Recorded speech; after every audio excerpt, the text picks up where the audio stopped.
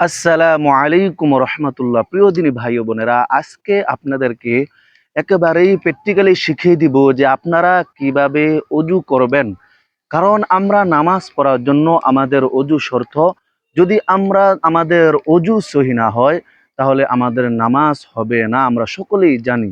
তো অজু করার আগে আমাদের ব্যক্তিগত কিছু কাজ আছে, যেমন মেসওয়াক করা। এটা খুবই সওয়াবের একটা কাজ, দুনিয়াতেও ফায়দা, আখেরাতেও ফায়দা।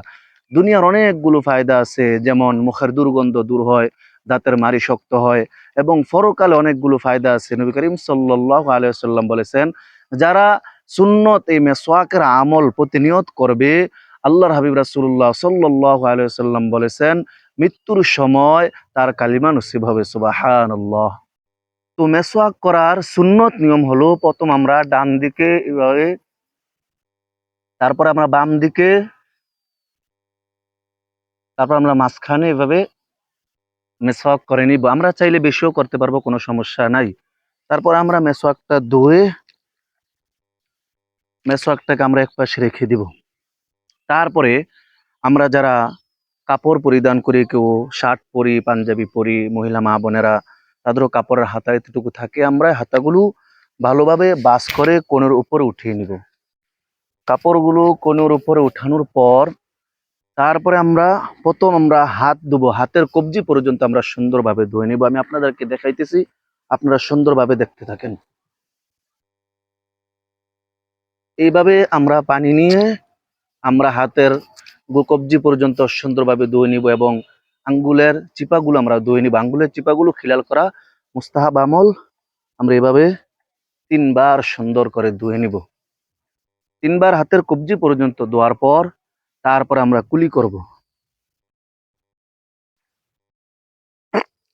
এভাবে আমরা যারা মেসওয়াক করি, মেসওয়াক করার পর কুলি করার সময় আঙ্গুল দিয়ে এভাবে মেসওয়াক না করলেও চলবে। আর যারা মেসওয়াক করি না, তারা এভাবে আঙ্গুল দিয়ে ডান দিকে একবার, বাম দিকে একবার, মাঝখানে একবার আমরা মেসওয়াক করে নিব। তারপরে আমরা আবার 2 বার কুলি করব, মোট 3 বার আমরা কুলি করে নিব। 3 বার কুলি করার পর তারপর আমরা নাকের মধ্যে পানি দিব। নাকের পানি যেন একবারে নরম মাংসের শেষ পর্যন্ত পৌঁছে যায়। আমরা এভাবে ডান হাতে পানি নিয়ে তারপরে বাম হাতের 2 আঙ্গুল দিয়ে আমরা নাকের মধ্যে সুন্দরভাবে পৌঁছে দিব। এভাবে এভাবে আমরা সুন্দরভাবে 3 বার পানি পৌঁছে দিব। তারপরে আমরা সমস্ত মুখ একবারে, এই চুলের গোড়া থেকে থুতনির নিচ পর্যন্ত, এক কানে লতি থেকে অন্য কানে লতি পর্যন্ত আমরা সুন্দরভাবে মুখমণ্ডল ধুয়ে নিব। মুখমণ্ডল ধুত করা ফরজ। যদি আমাদের চুল পরিমাণ জায়গা ফাঁকা থাকে, শুকনো থাকে, তাহলে আমাদের অজু হবে না। আর অজু না হলে আমাদের নামাজও হবে না, আমরা গুনাহগার হব। তো দেখেন, আমি আপনাদেরকে সুন্দরভাবে দেখাইতেছি। এইভাবে আপনারা একবার পানি নিয়ে সুন্দরভাবে পুরোটা মুখ আগে ধুত করবেন। ধুত করার পর আবার দ্বিতীয়বার পানি নিবেন, আবার সুন্দরভাবে এভাবে মুখের প্রত্যেকটা জায়গার মধ্যে পানি দিয়ে দিবেন। আবার তৃতীয়বার পানি নিয়ে আবার এভাবে এভাবে আপনারা সুন্দরভাবে একদম পানি দিয়ে দিবেন। তারপরে আপনাদের যাদের দাড়ি আছে, তারা দাড়িগুলো এভাবে খিলাল করে নেবেন। দাড়িগুলো খিলাল করা মুস্তাহাব আমল, এভাবে আপনারা দিয়ে দিবেন। তারপরে আমরা 2 হাতের কনুই পর্যন্ত ধুত করব। এই 2 হাতের কনুই পর্যন্ত, এই 2 হাতের কনুই পর্যন্ত ধুত করাও ফরজ। যদি আমাদের চুল পরিমাণ জায়গা পাকা থাকে তাহলে আমাদের অজু হবে না।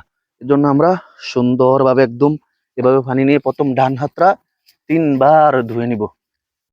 এভাবে সুন্দরভাবে আমরা ধুত করে নিব। হ্যাঁ, তৃতীয়বার আবার আমরা এভাবে সুন্দরভাবে আমরা ধুত করে নিব। সুন্দরভাবে একবারে আঙ্গুলগুলো সহ সুন্দরভাবে আমরা ধুয়ে নিব। তারপর আমরা বাম হাত আবার সুন্দরভাবে এভাবে পানি দিয়ে আমরা সুন্দরভাবে আবার দ্বিতীয়বার আবার সুন্দরভাবে পানি নিয়ে আপনারা সুন্দরভাবে দেখতে থাকেন, খেয়াল করে দেখেন। এই যে আবার তৃতীয়বার পানি নিলাম, যাতে চুল পরিমাণ জায়গা আমাদের ফাঁকা না থাকে। তারপর আমরা মাথা মাসে করব। মাথা মাসে করা হচ্ছে ফরজ, আর কান মাসে করা সুন্নত, গর্দান মাসে করা হচ্ছে মুস্তাহাব। ঠিক আছে, শুধু মাথা মাসে করা ফরজ, আর কান হচ্ছে সুন্নত, গর্দান হচ্ছে মুস্তাহাব।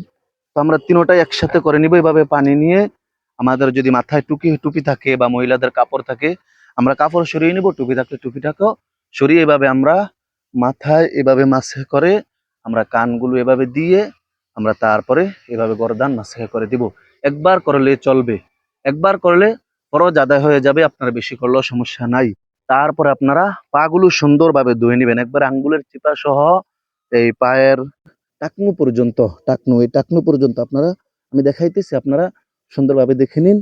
এভাবে আপনারা এভাবে পানি নিয়ে আপনারা সুন্দরভাবে একবারে আঙ্গুলের চিপাগুলো এভাবে আপনারা খিলাল করে তারপরে ভালোভাবে একবার আপনারা এভাবে পানি দিয়ে আপনারা ধুয়ে নিবেন। আপনারা যদি ট্যাপের মধ্যে করেন, ট্যাপের মধ্যে এভাবে ধুইবেন। যদি আপনারা পুকুরের মধ্যে করেন, তাও এভাবে ধুইতে পারবেন, কোনো সমস্যা নাই। এভাবে আপনারা 3 বার, চাইলে বেশিও ধুইতে পারেন। তারপর আপনারা বাম পাওটা আবার এভাবে পানি দিয়ে আপনারা সুন্দরভাবে হাত দিয়ে আঙ্গুলের চিপা চাপাগুলো সহ এভাবে সুন্দরভাবে আপনারা ধুয়ে নিবেন, যাতে চুল পরিমাণ জায়গাও পাকা না থাকে। তো বিশেষ করে আপনারা অজুর ক্ষেত্রে 4টা বিষয় ভালোভাবে খেয়াল করবেন। অজুতে 4টি ফরজ।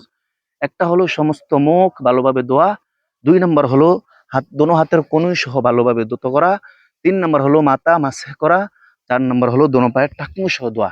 এই 4টা ফরজের ভিতরে যদি চুল পরিমাণ জায়গা শুকনো থাকে, তাহলে আপনাদের অজু হবে না, এটা আপনারা খেয়াল করবেন। তো প্রিয় দিনী ভাই বোনেরা, আজকে আমি আপনাদেরকে একদম প্র্যাকটিক্যালি শিখিয়ে দিয়েছি। এরপরও যদি আপনারা না বুঝেন, তাহলে আর কিছু করার নাই। আপনারা অবশ্যই ভিডিওটা দেখে দেখে আপনাদের যাদের অজু হয় না, আপনারা সুন্দরভাবে অজু করতে পারেন না, অজুর নিয়ম জানেন না, আপনারা শিখে নেবেন ইনশাআল্লাহ। এবং আমাদের এই চ্যানেলটি আপনারা সাবস্ক্রাইব করে অন্যকে দেখার সুযোগ করে দিবেন। অন্য একজন ভাই বোন যদি এই ভিডিওটা দেখে তারা সুন্দরভাবে অজু করা শিখতে পারে, তাহলে তারা যেই অজু করার পর তারা যে আমল করবে, যে কোনো আমল করুক, ওই আমলের একটা সওয়াব আপনার আমলনামার মধ্যে চলে আসবে। সুবহানাল্লাহ। আল্লাহ পাক রব্বুল আলামিন আমাদেরকে সুন্দরভাবে সহিভাবে উজু করা তৌফিক দান করেন, এবং আল্লাহ পাক রব্বুল আলামিন আমাদের প্রত্যেকটা ইবাদত বন্দেগী কবুল করে নেন। আসসালামু আলাইকুম ওয়া রাহমাতুল্লাহি ওয়া বারাকাতুহু।